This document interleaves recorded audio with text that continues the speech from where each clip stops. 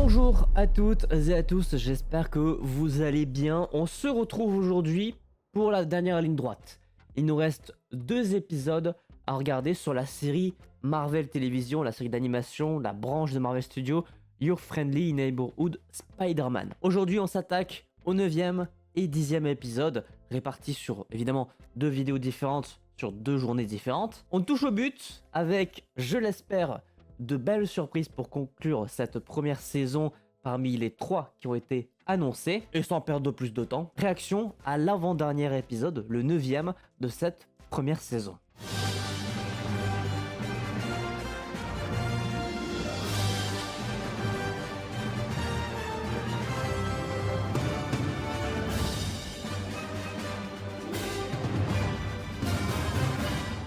C'est là que Spider-Man va décider d'être un héros ou une menace. C'est le titre de l'épisode. Et du coup, on va voir le costume final.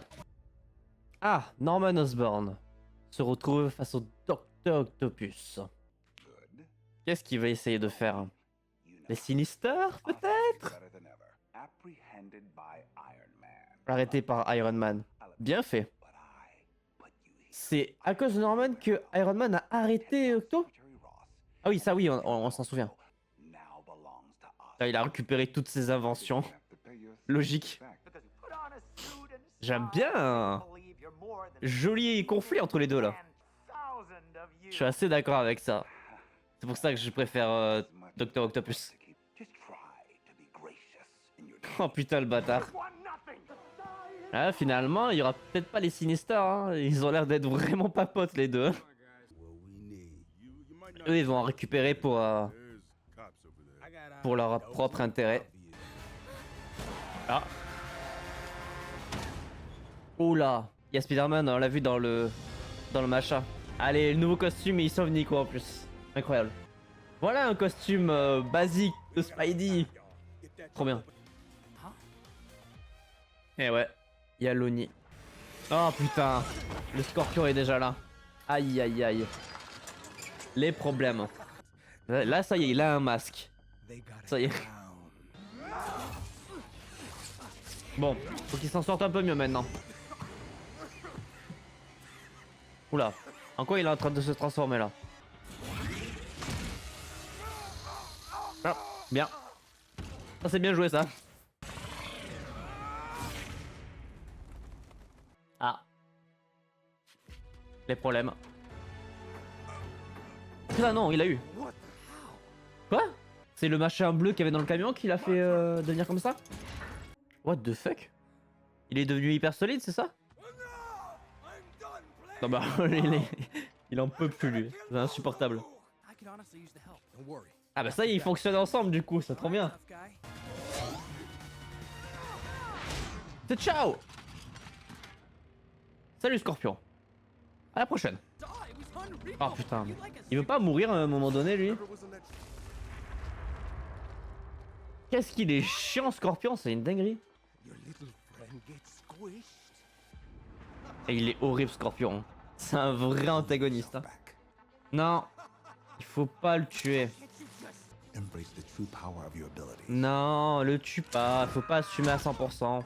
Tu peux y aller, tu peux le frapper, mais pas le tuer. Trouve ta limite. Ça va être un moment crucial. Il faut qu'il trouve sa limite. Non. Non, non, le tue pas. Merci. Merci. Responsabilité, pas respect. Encore une fois, on en revient à cette phrase. Et c'était sympa ce petit combat. Au moins ils se sont débarrassés du Scorpion déjà. C'est une bonne chose. Eloni est devenu un héros. Il va falloir qu'il répare un petit peu tout, mais c'est dans le bon sens là. Ah!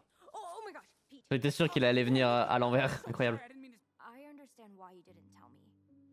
Pour protéger les gens. Putain oui, il y a Strange encore. Hein. Moi je pense qu'il va revenir Strange.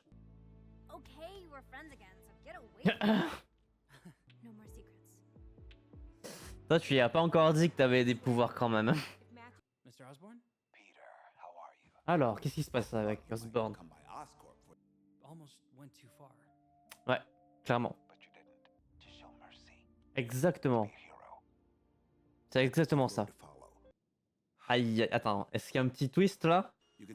Ah, les Sinister. Dis-moi que c'est les Sinister, s'il te plaît. S'il te plaît, s'il te plaît. Je vous en conjure. Ah non, c'est pas eux, putain. Let's hear your updates and your other duties. Ah, yes, those. Well, the tests have been going. Allez, s'il te plaît. Ah oui, ah oui, oui, le sang, oui. Oui, c'est vrai, je l'avais dit. Oui. Splendid. Il va devenir antagoniste de fou. Let's go. C'était ça du coup, c'était ça. Jusqu'à la toute fin, il nous a fait croire qu'il était gentil.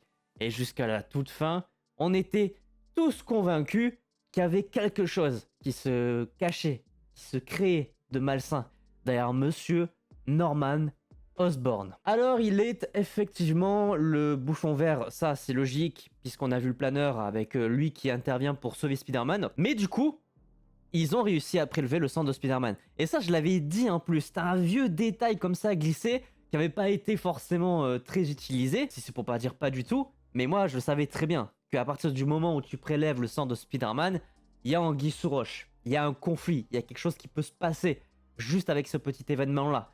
Parce que c'est quelque chose qui a globalement toujours été utilisé du côté des comics et même des films. Donc maintenant, à voir un petit peu ce qu'il va essayer de faire avec ça. Est-ce qu'il va vouloir se mettre le sang dans son propre organisme et créer le bouffon vert par la même occasion? C'est fort probable, c'est la première grosse théorie qui est envisageable. Ce qui va peut-être créer la deuxième identité parce que le truc aura foiré et que du coup il sera devenu le bouffon vert. J'étais convaincu quand même que ça pouvait être les Sinister Six, mais finalement ça ne l'est vraiment pas parce qu'on le voit dès le début de l'épisode.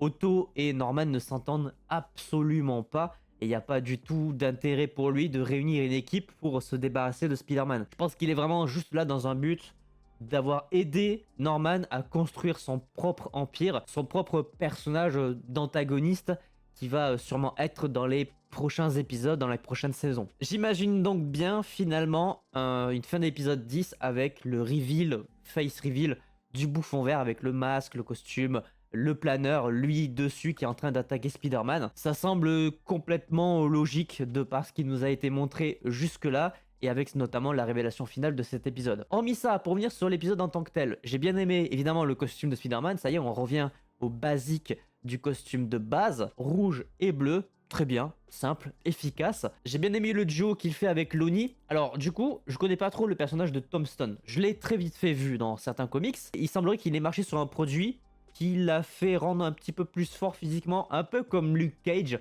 dans le sens où tu peux lui mettre un nombre de patates que tu veux. Il a l'air de rien sentir, comme si c'était du métal qui le constituait. Faudrait peut-être que je me renseigne tout petit peu sur ce qu'a été le personnage dans les comics, parce que du coup, je vois pas trop là où ils veulent aller. Peut-être que c'est vraiment Luke Cage au final. Les relations continuent. On n'a pas vu de Harry Osborn, mais la relation entre Nico et Spider-Man toujours aussi intéressante. J'aime toujours autant le personnage. Je reste quand même convaincu qu'on va avoir Strange dans le dernier épisode pour faire le rapprochement avec le premier épisode et la morsure de l'araignée qui venait de notre univers. Et les scènes de combat contre le Scorpion, malgré le fait qu'elles soient un petit peu saccadées en termes d'image, ça m'a même un petit peu dérangé sur certains moments. Globalement, c'était quand même intéressant. Puis, on en vient à cette scène finale de lui qui décide de ne pas le tuer parce que Spider-Man ne tue jamais. Ça, c'était intéressant de voir un petit peu comment ils allaient construire le truc. Et c'était bien fait, comme d'habitude. Sur ce, pas plus de choses à dire. Hâte de réagir et de faire la review du dernier épisode de cette première saison. J'espère que celle-ci, sur l'épisode 9, vous aura plu. N'hésitez pas à laisser un petit pouce bleu si c'est le cas, à vous abonner, activer la cloche pour ne pas manquer les prochaines vidéos. Et sur ce, évidemment, portez-vous bien. C'était votre Captain. À la prochaine.